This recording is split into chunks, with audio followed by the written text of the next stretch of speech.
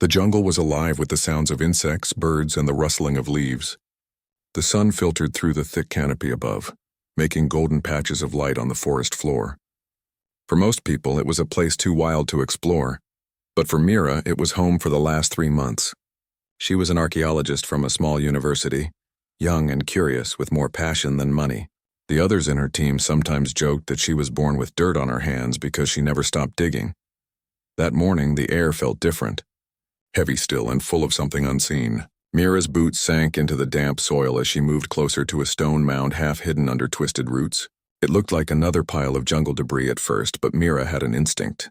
She brushed away moss with her glove and froze. Beneath the green layer was carved stone. Lines and symbols ran across it, sharp, deliberate, and old. "Liam, come here," she called. Her voice echoed faintly between the trees. Liam, the engineer of the group, walked over carrying a small device. He was tall, quiet, and always calm no matter how strange things got. He looked at the markings and gave a low whistle. "That's not just rock. It's shaped. And look, there's alignment marks," Mira nodded. "It's Mayan, but some of these symbols are not part of any known pattern." Sarah, the historian, joined them. She had spent her life studying old languages and believed every symbol carried a story. "It could be one of the lost city sites," she said while tracing the carvings with her finger. "But this is strange. These circles here, they look like star paths, not words." Tom, the last member of the group, stood a few feet away watching the trees. He was a former soldier, used to keeping people safe. "You all need to be careful," he said. "Something about this place feels wrong. The air's heavy, like it's waiting." Mira smiled faintly. "Maybe it's waiting for us." They worked until the afternoon sun burned hot overhead. Piece by piece, the team cleared away soil and vines, revealing a massive doorway buried beneath the earth. It was 10 feet tall, covered with carvings of stars, people, and shapes that looked almost mechanical. Every figure seemed to look upward toward the sky. As evening came, Mira stood back to look at their progress. The doorway seemed alive under the dim light. She pulled out her notebook, flipping through sketches of other Mayan structures. None had designs like this.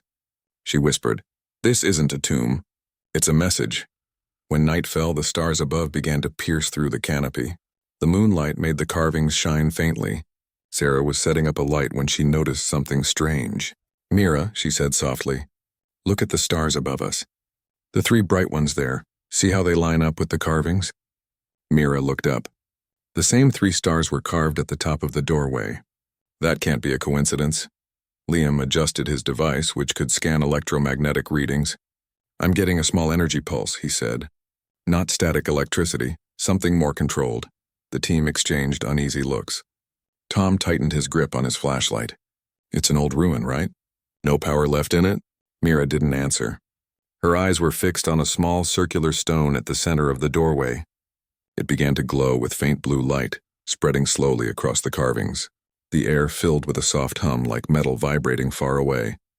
Sarah whispered, "It's aligning." The story said it would align with the stars once every 1,000 years. Mira's heart raced. She had read that same legend from the local villagers. They said a tomb in the jungle would awaken when the stars above formed the same pattern as they did in ancient times. Some said it was where the sky gods came to rest. Others said it was a doorway to another world. Liam's device beeped sharply. "The readings are increasing. Whatever is happening, it's happening right now." The glowing lines formed a pattern, a map of constellations. But it wasn't the sky they knew. The pattern showed stars in strange positions, some that no human telescope had recorded. Mira realized that whoever built this structure had mapped the heavens with impossible precision. Suddenly, the blue light flared bright, then faded again. The jungle went silent. Not even the insects made a sound. Mira felt a chill run down her spine. "It responded," she said. "It's not just a legend." They camped near the site that night, unable to sleep. The air still hummed faintly, as if the doorway itself was breathing. Mira lay in her tent, staring up through the fabric at the shadows of the trees. Her mind spun with questions. How could ancient Mayans build something that reacted to the stars? How could the mechanism still function after 1,000 years? And most of all, what was it waiting for? In the middle of the night, she heard a deep sound like stone grinding against stone.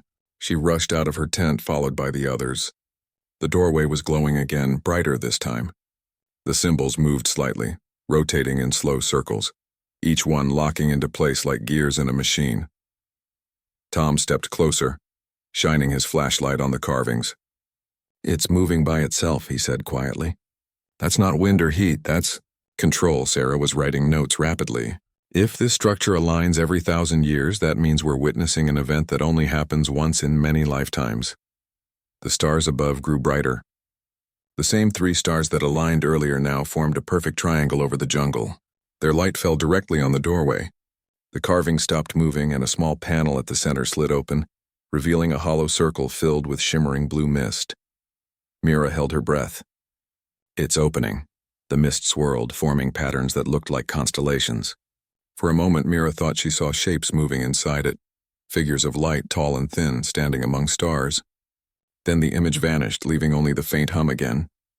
Liam checked his scanner. The energy surge is over, but something activated inside the structure. "There's machinery buried beneath us." Tom crouched, touching the soil. He could feel a faint vibration through his hand. Something still running under the ground. Maybe deep chambers or tunnels. Mira looked around. "We need to see what's down there. If the Mayans built this as a tomb or temple, there might be an entrance nearby." Sarah frowned. "You think it's safe to go in after what we just saw?" "No," Mira admitted, "but we came here for answers." The next day they searched the area. Behind the main doorway, half covered by roots, they found a staircase leading downward. Each step was carved from stone, perfectly smooth. Strange symbols lined the walls, glowing faintly in the darkness even without light. Tom went first, flashlight in hand, checking for traps or unstable ground. "Looks clear," he said. "But this isn't built like anything Mayan. These cuts are too clean." When they reached the bottom, they stood in front of another stone door. This one had a circle in the center, identical to the one that glowed outside. Mira touched it carefully. It felt warm, like something alive. The carvings began to light up again one by one. Sarah took a step back. "It's reacting to you." Mira's voice was calm but full of awe. "Maybe it recognizes human touch. Or maybe it's been waiting for someone." The door opened with a low rumble, releasing a rush of cool air. Inside was a massive chamber filled with carvings, artifacts, and walls that reflected light like metal. In the center stood a pedestal with a crystal sphere resting on top. Even in the faint light, the sphere shimmered with tiny points of light moving within it, like a miniature sky trapped inside glass. Mira walked closer, drawn to it. "It's beautiful," she whispered. "Like the stars themselves." Liam scanned the air. "I'm reading electromagnetic activity all over this chamber. There's a system still active using power from somewhere." Tom looked around. "No dust, no decay. This place has been sealed tight for centuries, but it feels maintained." Sarah stood near the wall, studying the carvings. These show humans standing beside tall beings with strange heads. They're pointing to the sky. "And look, there's a ship carved here, rising upward." Maybe the Mayans believed their gods came from above. Mira reached out, touching the crystal sphere gently. For a moment, nothing happened. Then the sphere flickered and the lights inside shifted. Lines of light formed a pattern, a map, not of Earth but of stars stretching far into the universe. The chamber filled with a soft hum again, deep and rhythmic. Liam stared in disbelief. "That's a star chart. But those aren't our constellations." "This is something else," Mira whispered. "It's not a tomb. It's a signal. Maybe even a message."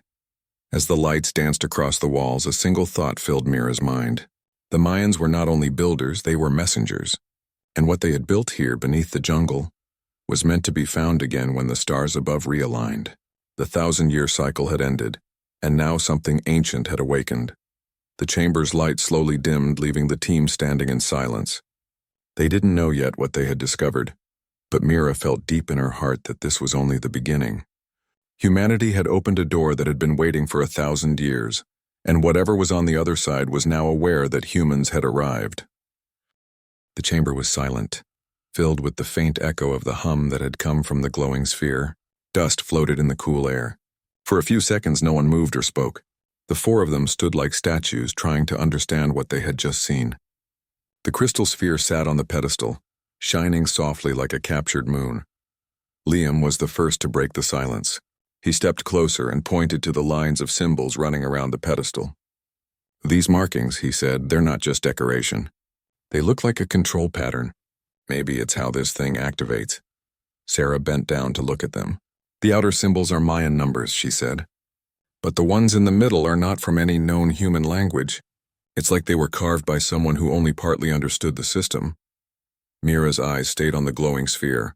What if the Mayans didn't build this part? What if they only protected it? Tom frowned. You mean this is not human work? Mira nodded slowly. The stonework above ground was theirs, yes, but this chamber is too advanced. The carvings are too smooth. The stone feels like metal and it's still running after 1,000 years. No human structure lasts that long. The others looked at each other, uneasy but curious. There was no sound from outside, only the faint hum from the pedestal. Liam pulled a small device from his bag and scanned the room again. His face tightened. The readings are off the charts. There's energy running through these walls. Not from any power source I know. Mira turned to him. So it's still alive? Very much alive, he said. But it's dormant, like it's waiting for a command. Sarah glanced at the carvings again. Maybe we already gave it one when Mira touched the sphere. The thought made everyone quiet again. The idea that an ancient machine might be reacting to them was both thrilling and frightening. Mira stepped closer to the sphere, watching the tiny points of light move inside. They looked like constellations, but not from Earth's sky. She noticed one cluster pulsing brighter than the others. It formed 3 connected stars, the same pattern that had appeared above the jungle the night before. It's showing the alignment, she said softly. The same one that opened the doorway. As she spoke, the sphere flickered. The chamber's lights brightened slightly. The hum grew louder, vibrating through the floor. The team stepped back as the walls began to shift. The carvings that had seemed still now moved, sliding apart to reveal hidden panels. Behind the panels were rows of glowing blue lines running deep into the stone like veins of energy. Liam raised his scanner again. It's drawing power from somewhere underground, he said. This whole chamber is a machine. Sarah backed up, clutching her notebook. It's reacting to us again. The hum rose to a deep tone that made their chests vibrate. The sphere lifted off the pedestal, floating a few inches in the air. Blue light filled the room. The stars inside the sphere rotated faster, forming shapes that looked like maps and waves. Then a line of text appeared on the nearest wall, symbols that shifted until they formed English letters. The message read, "When the 1,000th cycle completes, the gate shall awaken." The words faded, replaced by a moving star map. Mira stared at it, her breath quickening. This is not a tomb. It's a calendar, or maybe something more. Tom looked up at the map. A gate to where? The answer came in the form of a deep tremor. The ground shook under their feet. Dust rained from the ceiling. The light from the sphere shot across the room and struck the far wall. The stone there cracked open, revealing a narrow passage. Cold air rushed out, carrying the scent of earth and metal. Mira turned to her team. We can't stop now. We've already come too far. Liam hesitated. You want to go in there? After what just happened? We came here to uncover history, she said firmly. This is it, Tom sighed. I'll go first then. Just stay behind me. He moved into the passage with his flashlight raised. The walls were smooth and glowing faintly blue, almost alive. The tunnel sloped downward, leading deeper underground. They walked in silence, their footsteps echoing. Every few meters, new carvings appeared. Images of humans standing beside tall figures of light, hands raised toward the sky. Sarah ran her fingers along the carvings as she walked. These are not just stories, she whispered. They're memories. The passage opened into a round chamber even larger than the first. The floor was covered in metallic tiles, each one etched with stars and patterns. In the center was a ring-shaped structure made of black stone. It stood upright, 10 feet tall, and shimmered faintly with blue light. It looked like a doorway but led nowhere, just a flat surface of air. Mira approached slowly. This must be what the message meant. The gate. Liam stared at the structure, scanning it. It's built from a material I can't identify. The scanner says it's both solid and not solid at the same time. Sarah wrote quickly in her notebook. The legends said the gods traveled through the stars. Maybe this is how they did it. The hum grew deeper again. The air inside the chamber began to move, as if drawn by an invisible wind. The blue light along the walls flowed toward the ring, feeding into it. The inner surface of the ring started to ripple like water. A faint image appeared within, a reflection of stars. Mira's heart pounded. It's activating. Tom stepped forward cautiously. Careful. We don't know what it does. But the gate continued to change. The stars inside became clearer, until it looked as if they were staring through a window into space itself. They could see distant galaxies, planets, and comets. Then the surface flashed, showing images too fast to follow. Cities of light, ships sailing through the dark, beings of strange shapes standing beneath alien suns. The team stood frozen. The gate was showing them visions of something far beyond Earth. And then, as suddenly as it began, the images vanished. The surface turned calm again, like a still pool of water. Liam swallowed hard. This is some kind of communication system. It's sending or receiving signals. Sarah looked around the room. If it's receiving, then someone might have seen us. Tom's hand went to the small radio on his belt, even though it would be useless here. Let's hope they're friendly. Mira stepped closer to the ring, feeling the pull of its energy. Whoever built this left it for us to find when the stars aligned again. That means they wanted us to see it. The gate pulsed once more, brighter this time. The hum reached its loudest pitch. Mira raised her hand, and before anyone could stop her, she touched the edge of the ring. The blue surface rippled under her palm like warm liquid. A flash of light filled the room. The others shielded their eyes. When the light faded, Mira stood motionless. Her hand was still on the gate, but her expression was distant, as if she were listening to something only she could hear. Then she turned slowly toward her team. It's not just a gate, she said quietly. It's a signal waiting for an answer. Liam frowned. You heard something? Not with my ears, she said. It felt like words inside my head. It said the 1000th cycle is complete. The watchers are near. No one spoke for a long moment. Even Tom, usually calm, looked unsettled. The chamber's light dimmed again, but the ring still glowed faintly as if waiting for another command. Sarah broke the silence. If the watchers are near, does that mean they're coming here? Mira looked at the gate again. Maybe they already are. Liam tapped his scanner nervously. If this thing is broadcasting, it might have sent a signal across space. Whoever or whatever made it could now know our location. Tom stepped forward. Then we need to decide fast. Do we stay here and see what happens, or do we seal this place and leave before anything arrives? Mira's voice was firm. We're not leaving, not yet. This discovery is bigger than fear. It's proof that humanity was never alone. The others hesitated, but they knew she was right. They had seen things no one would believe. The tomb was not a tomb at all. It was a machine waiting to awaken when the stars matched their pattern again. And now that the time had come, something ancient was listening from beyond the sky. As they prepared to set up equipment to record more data, the gate pulsed again. Once, twice, like a heartbeat. The sound filled the chamber and echoed up through the tunnel, all the way to the jungle above. Animals fled into the dark trees. The stars overhead brightened, forming the same three-point pattern once more. Far away, in the silent night sky, a faint streak of light moved among the stars, heading toward Earth. Mira watched the gate, her eyes wide. It heard us, she whispered. And now it's answering. The jungle above was silent that night. The stars shone brighter than ever, forming strange patterns that the old villagers could not explain. Birds had stopped singing, and even the wind seemed to hold its breath. Deep below the trees, inside the buried Mayan chamber, the gate continued to glow with soft blue light, pulsing like a living heart. Mira and her team stood before it, still trying to understand what they had awakened. The air in the chamber was colder now, heavy with an unseen energy that made the hair on their arms rise. Liam's scanner flickered wildly, unable to keep up with the readings. Sarah was sitting on the floor, surrounded by her open notebooks, trying to copy every new symbol that appeared on the walls. Tom stood near the tunnel entrance, alert, scanning for movement. Mira couldn't look away from the gate. The calm surface inside the ring shimmered faintly, showing small ripples as if something was moving on the other side. She felt an odd mix of fear and wonder. For years she had studied ancient civilizations, always searching for proof that humanity's past held greater secrets. Now that she was facing one, she almost wished it wasn't real. Liam broke the silence first. Mira, the power output is climbing again. It's building to another activation. Mira turned to him. Can we control it? He shook his head. No controls, no switches. It's all automatic. It's responding to some pattern, maybe the stars above. Sarah stood up, holding her notes. If it's aligning again, maybe it's part of a countdown. The message said the gate awakens when the 1000th cycle completes. Maybe this is the second phase, Tom frowned. Second phase of what? Before anyone could answer, the light from the gate brightened sharply. A wave of blue energy swept through the chamber, passing over the walls like wind.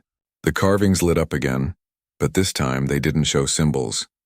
They showed pictures, moving images of stars, planets, and shapes that looked like ships gliding through space. Sarah gasped. It's a recording. Maybe a memory from whoever built this. The team watched as the images continued.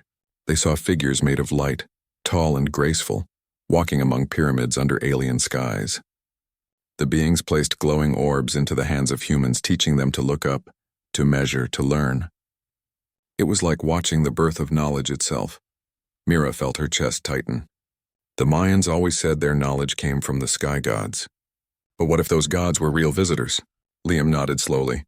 This could explain how ancient people had star maps they couldn't possibly have seen from Earth. The images shifted again. Now the light beings were leaving. They rose into the sky on bright trails, disappearing among the stars. Then came darkness, and finally a symbol of 3 stars forming a triangle, the same pattern that now hung above the jungle. When the images faded, the gate pulsed once more, and a new line of text appeared across the chamber wall. The words were in English again. When the 1000th cycle returns, the chosen shall awaken the gate. Sarah read it aloud. It's talking about us, she said.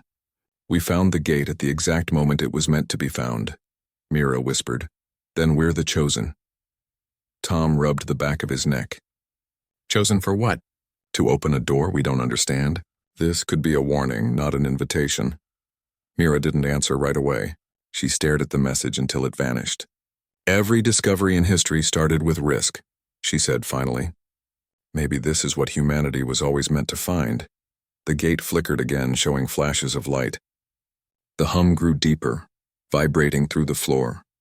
Liam stepped forward, raising his scanner again. It's opening a communication channel, he said. I think it's trying to send or receive a signal. Sarah looked confused. To where? He pointed to the map that still hovered faintly above the pedestal.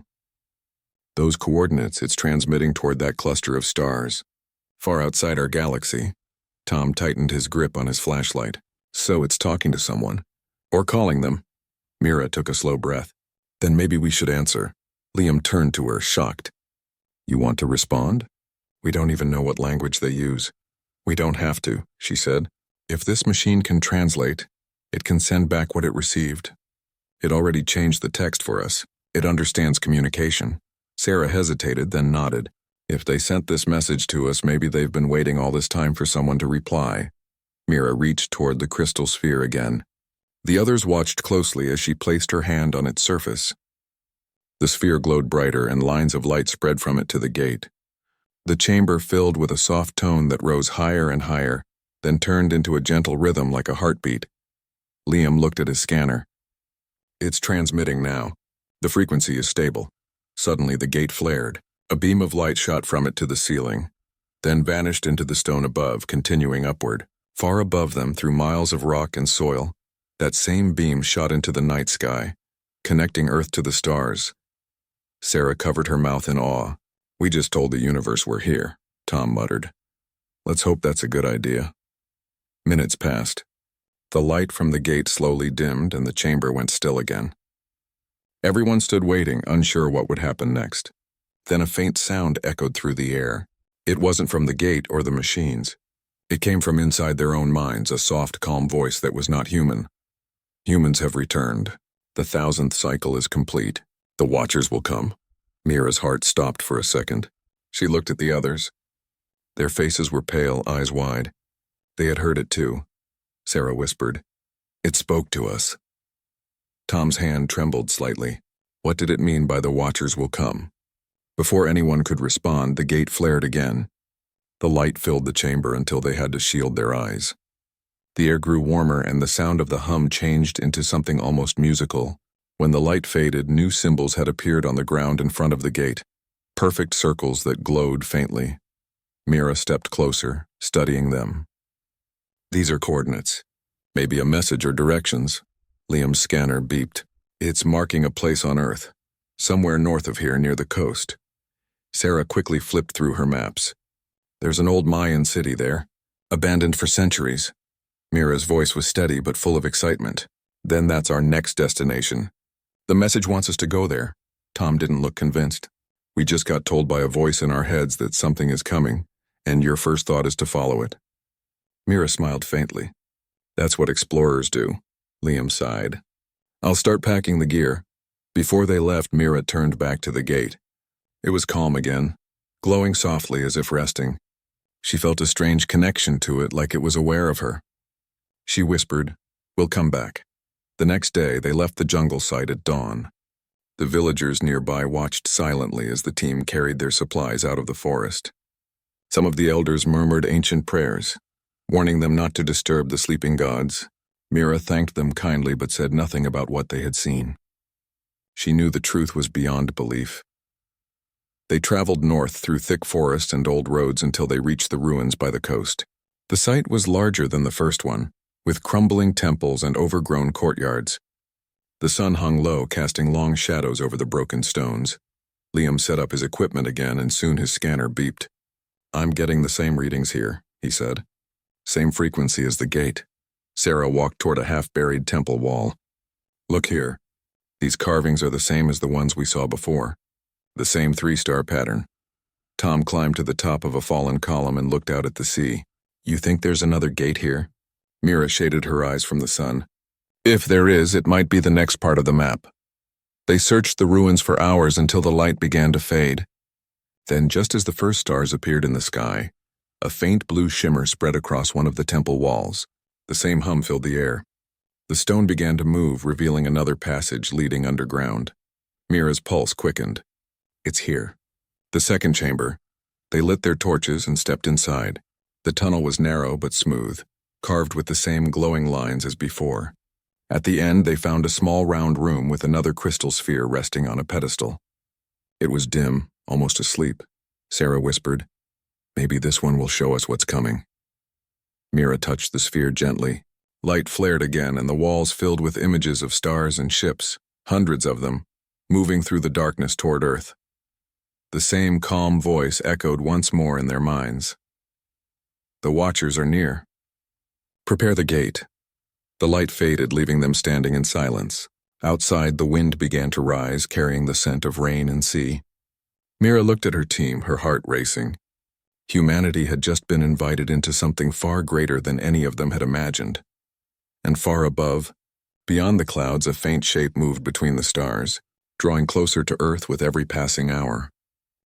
When Mira opened her eyes, the world had changed around her. There was no jungle, no stone chamber, and no ground under her feet like before. Instead, she stood on a flat platform made of black, shining stone that reflected the light of distant stars. The air felt calm and thin, yet she could breathe. A strange silence filled the space, a silence that felt alive, like the stars themselves were watching. Liam stumbled next to her, holding his scanner tightly. "We are not on Earth anymore," he whispered. His voice shook a little, and Mira couldn't blame him. Around them were massive floating structures that seemed to be alive. They glowed with gentle colors that moved like breathing. Tom looked around, his soldier instincts kicking in. "We need to stay close," he said, scanning the surroundings with a careful eye. Sarah stepped forward, her eyes wide with wonder. "It's beautiful," she said softly. "We're standing in the middle of the stars." The black platform extended far into the distance. It was smooth, without a single mark or crack. At the far edge, something shimmered, a tall archway of light pulsing with energy. Mira felt drawn to it. She took a step forward, and the floor responded with a faint hum. Then a voice came. It wasn't a sound from outside. It was inside their minds. It spoke slowly and clearly in a tone that was calm and wise. "Humans have returned." The cycle completes. The team froze. Mira looked at the others, but she could tell from their faces that they heard it too. "Who said that?" Liam asked, looking around. There was no one in sight, only stars and light. Then the air in front of them shimmered. A shape appeared, tall and glowing, made entirely of light. It had no clear face, yet it felt like it was looking right at them. Then more shapes appeared, 5 of them, each made of the same soft light, standing in silence before the humans. Tom raised his hand slightly, unsure if they should step back, but Mira stopped him. "Wait," she said quietly. "They don't feel dangerous." One of the beings moved closer. Its voice filled their minds again. "Do not fear. You are children of the same light." Sarah's eyes filled with tears. Are you the ones the Mayans called gods? She asked. The being tilted its glowing head slightly. We are not gods. We are the watchers of the sky. We gave your ancestors knowledge when your kind was still young. We left signs so that one day when your world was ready, you would find the gate again. Mira stepped closer, her heart pounding. You built the tomb? The being's light pulsed. We built it with your ancestors. They understood more than most of your kind did. They were chosen to protect the secret of the stars. Liam was still scanning everything around them. His device was struggling to make sense of the readings. This technology is beyond anything we've seen, he said softly. The energy levels are stable, infinite. It's like they built it out of starlight itself. The being seemed to understand his thoughts. It is not technology as you know it. It is the shaping of light and thought. We create with harmony, not with fire and metal. Tom frowned. Why bring us here now? Because the 1000th cycle has ended, the being replied. When the stars aligned, the gate opened once more. It means your species has survived long enough to face the test. Sarah looked confused. A test? The being's light dimmed slightly as if it was sad. Yes, knowledge without balance leads to destruction. Many races before you reached this moment. Most did not pass. They turned their gifts into weapons and fell into silence. Mira felt a chill run through her. You mean other civilizations failed? The being nodded. The stars you see, some shine brightly, others do not. Those dark ones are worlds that destroyed themselves. You must choose what kind of star humanity will be. The words sank deep into Mira's mind. She looked up at the stars above. For the first time, she didn't feel small. She felt connected. Humanity was not alone, and their story was only beginning. Liam whispered, "They're warning us." The beings raised their hands, and the space around them changed again. Images appeared in the air. Scenes of Earth, its cities glowing, its oceans shining, and then scenes of war, fire, and division. The images shifted again, showing peace, exploration, and growth. The message was clear. Your species stands between light and darkness, the voice said. You have reached far. You have learned much, but you are not united. The gift we offer can lift your kind higher than ever before. Yet if misused, it will end all things. Sarah held her breath. What is the gift? The beings stretched their hands toward the sky. A beam of light appeared, and within it floated a small crystal glowing with blue and silver light. This holds knowledge beyond your science, the being said. It will teach you how to understand the energy of the stars. It will help you heal your world if you choose peace. But once given, it cannot be taken back.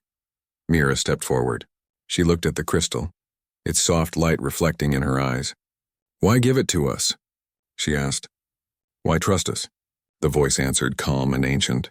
Because hope is part of your nature. We have watched your kind for a long time. You rise after every fall. You dream after every storm. Hope is your greatest strength. It is what keeps your light alive. Mira felt her heart fill with emotion. She reached out and the crystal floated into her hands.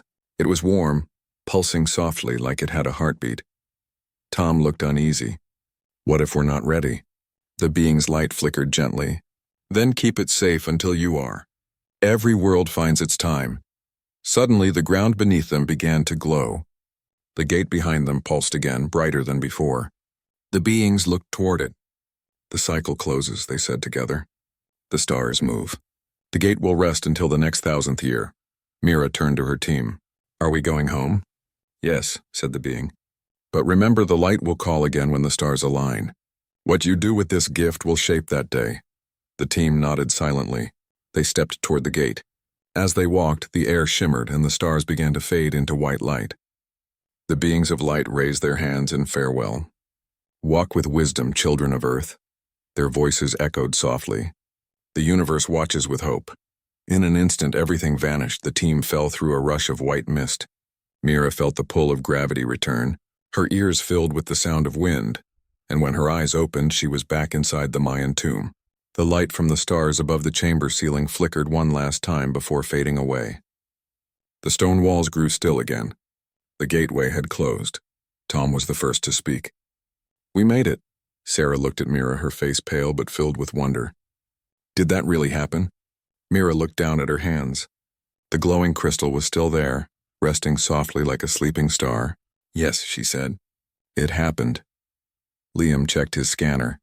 It showed no sign of the beings, but it picked up a faint signal coming from the crystal. It's alive, he whispered.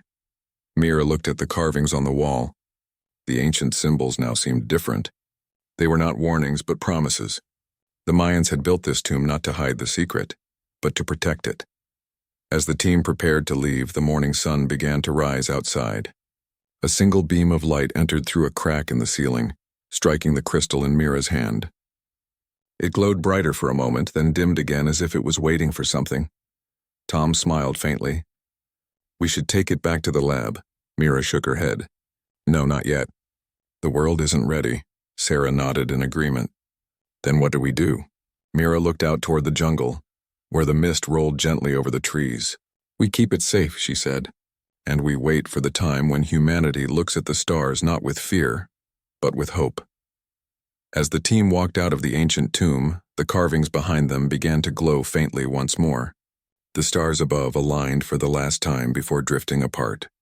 The Mayan tomb fell silent again, guarding its secret until the next 1,000th year. And somewhere far beyond the Milky Way, the beings of light stood watching, their luminous eyes fixed on Earth. One of them spoke softly. "They have taken the first step." The others nodded. "May their light grow brighter before the stars turn again." The gate of the sky was closed, but the story of mankind had just opened a new chapter among the stars. The morning sun rose over the thick green jungle, washing the ancient stones with gold light. Birds called from the treetops, and the air was full of the smell of earth and dew. Mira stood outside the tomb's entrance, her hand still holding the glowing crystal she had brought back from the other side. It pulsed softly like a living heart. Her team stood behind her in silence. Sarah was wiping the dust from her glasses, still looking dazed from everything that had happened. Liam checked his scanner again and again, unable to make sense of what it was detecting. Tom stood near the doorway, his eyes scanning the trees, making sure no one had followed them there. No one spoke for a long time. It was as if they were afraid that saying something would make it all disappear. Finally, Liam broke the silence. "We were gone for what felt like hours," he said, looking at the time on his wrist device. "But according to this, only 20 minutes passed since we entered the chamber." Mira looked up at him, her mind still racing. Time didn't pass the same way where we were. Maybe that place existed outside of time. Sarah looked at the crystal. "That means they live beyond what we can understand. They don't age or measure time like we do." Tom rubbed his forehead. "Whatever they were, they sent us back for a reason. The question is, what do we do now?" Mira held the crystal closer, feeling its warmth against her skin. The blue light inside it swirled slowly, like tiny stars moving in water. "We protect it," she said firmly. "Until humanity is ready." Sarah frowned. "But ready for what? This could change everything. Our science, our history, everything we know about life itself." "That's why we can't rush," Mira said softly. "If this knowledge falls into the wrong hands, it could destroy us before it saves us." Tom nodded. "She's right. You've seen how governments and corporations fight over smaller things. If they knew this existed, they'd never stop until they had it." Liam sighed. "Then what do we tell them? We can't just vanish." "People know we came here for research." Mira thought for a long moment. "We'll tell them the tomb was empty. No special artifacts, just old carvings. They'll lose interest soon enough." Sarah looked uncertain, but she trusted Mira. "And the crystal?" Mira looked toward the forest where the sunlight filtered through the mist. "It stays hidden. Somewhere safe." The team packed their equipment and began the long walk back through the jungle. The ground was wet and slippery, and vines hung low, brushing against their shoulders. They moved carefully, avoiding the ancient traps that once guarded the tomb. As they walked, Mira could feel the faint vibration of the crystal in her hand, as if it was alive and listening. By the time they reached their base camp, the sun was high overhead. The rest of the workers had been waiting, and when they saw the team return, they ran up excitedly. One of them, a young local guide named Pedro, asked, "Did you find the tomb's treasure, Señora Mira?" Mira smiled kindly. "No treasure, Pedro, only stories. The Mayans built it to honor the stars, nothing more." Pedro nodded, a little disappointed but still respectful. "Then the spirits of the ancestors will be at peace," he said before walking away. Inside the camp tent, Liam and Sarah began writing the official report. It was simple, filled with general notes about stonework, carvings, and estimated dates. Nothing about glowing walls, ancient gates, or beings of light. Tom made sure the site's coordinates were hidden from the public database. Mira stood outside the tent, watching the sun sink lower in the sky. The jungle grew quiet again, the same strange calm that had filled the air before the tomb opened. She knew that calm was not ordinary. It was watching her just like the stars had watched her beyond the gate. That night, when everyone was asleep, Mira sat by the campfire alone. She took the crystal out of her bag. It glowed softly, lighting her face with silver blue light. She whispered, "Why me? Why now?" The crystal responded with a faint pulse, and for a moment she thought she heard a voice, distant and gentle, echoing in her mind. "Because hope is your light. Guard it well." Mira's eyes filled with emotion. She understood then that this was not just a relic, it was a promise. Days passed. The team packed up their equipment and left the jungle. News of their expedition never made headlines, and the world continued as if nothing had happened. But something had changed in Mira's heart. The sky looked different now. Every star felt like a doorway, and every night carried the whisper of the beings of light. Back in her city, Mira kept the crystal hidden in a small metal case lined with protective fabric. She placed it in a secret drawer inside her study, beneath old research papers. Each time she opened the drawer, the light would softly glow as if greeting her. One evening, as she worked at her desk, Liam visited her. He looked tired but curious. "Have you noticed anything strange since we came back?" he asked. Mira nodded. "The crystal sometimes hums when the stars are bright. It's like it's listening to the sky." Liam smiled slightly. "Maybe it's waiting for something." Sarah soon joined them, carrying a laptop. "You should both see this," she said. She showed them data collected by satellite telescopes over the past week. There were strange energy readings appearing across different points of Earth's atmosphere. The frequency matched the faint hum they had heard inside the tomb. Liam frowned. "That's the same signal. It's spreading across the planet." Mira leaned closer. "Do you think it's the crystal?" Sarah nodded. "It started the day we returned." Tom entered the room next, holding a folder of reports. "People are noticing strange lights in the night sky. Scientists are saying it's a meteor shower, but I think it's something else." Mira looked at the crystal again. It was glowing brighter than before. "It's sending a message," she said softly. "It's letting them know we're ready." The others exchanged uneasy glances. Liam spoke first. "Do you think they'll come back?" Mira didn't answer right away. She walked to the window and looked up at the sky. The stars were clearer than ever. "Maybe not now," she said. "But one day, when we've learned enough, when we've earned their trust." Over the next few weeks, small changes began to happen around the world. Energy scientists discovered new patterns in solar radiation. Astronomers found unknown signals that repeated every few hours. Some people said it was just cosmic noise, but Mira and her team knew better. The alignment had awakened something, an invisible link between Earth and the stars. Humanity had sent its first silent reply to the universe, and the universe was listening. Months passed. Mira continued her research quietly, away from fame or attention. She translated more of the Mayan carvings they had recorded before leaving the tomb. One phrase stood out to her: "The sky remembers those who remember it." She realized that the Mayans had not worshipped gods. They had honored teachers, beings of light who helped guide humanity toward its potential. They had built the tomb not as a grave, but as a message of faith that one day humans would rise high enough to walk among the stars again. One night, Mira returned to the jungle alone. She walked the same path they had taken months before. The tomb was silent, covered again in moss and vines. The entrance was sealed, but she placed her hand on the cold stone and whispered, "We will be ready next time." When she looked up, the stars above the canopy shimmered in perfect alignment for just a moment. She smiled, knowing that somewhere far beyond them, the beings of light were watching. Back on Earth, the signal continued to hum faintly through the air, unnoticed by most, but always present. It was a heartbeat of the world, a reminder that humanity had touched something greater and survived. And deep in the hidden drawer of Mira's study, the crystal glowed faintly each night, pulsing in rhythm with the stars.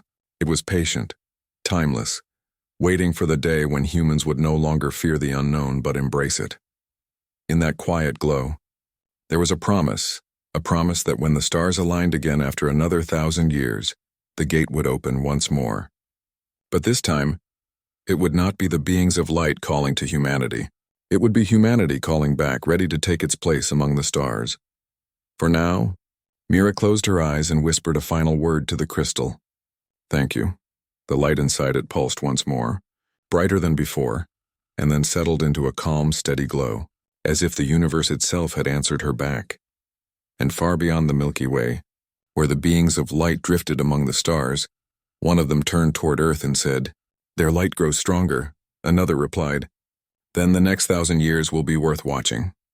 The stars shimmered in silent agreement, and Earth, small and fragile among them, continued to shine, its people dreaming, building, and waiting for the day they would rise again to meet the sky. End of story.